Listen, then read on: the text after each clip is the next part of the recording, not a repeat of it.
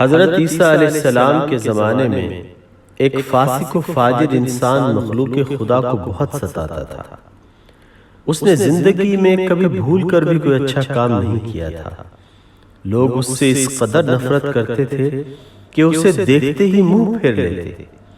ایک روز حضرت عیسیٰ علیہ السلام جنگل سے بستی میں پہنچے تو اپنے وقت کے ایک عابد و زاہد بزرگ بالا خانے سے اتر کر نیچے آئے اور بڑی عقیدت سے عیسیٰ علیہ السلام کے قدم چومے۔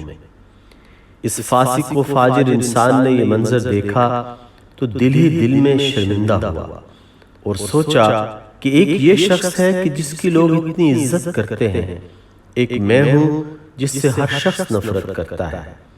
اس پر اس لمحے شرمندگی اور ندامت کی کچھ ایسی کیفیت طاری ہوئی کہ اس نے زاروں قطار رونا شروع کر دیا تھا۔ اس عابد و زاہد شخص کی نظر اس فاسق و فاجر پر پڑی تو غصے میں آ کر کہا، یہ مردود کیا کر رہا ہے؟ یہ تو دوزخ کا ایندھن بنے گا۔ پھر دعا مانگی کہ اے اللہ، میرا انجام اس مردود اور رادندہ درگاہ کے ساتھ نہ کرنا۔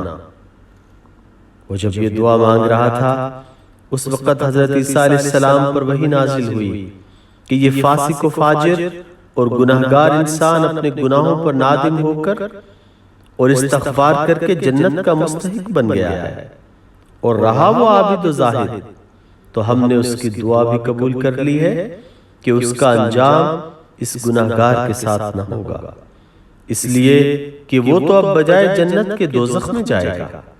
اسے اپنے تقوی و پرہیزگاری پر غرور تھا جس کی وجہ سے اس کے سارے اعمال صالحہ ضائع ہو گئے۔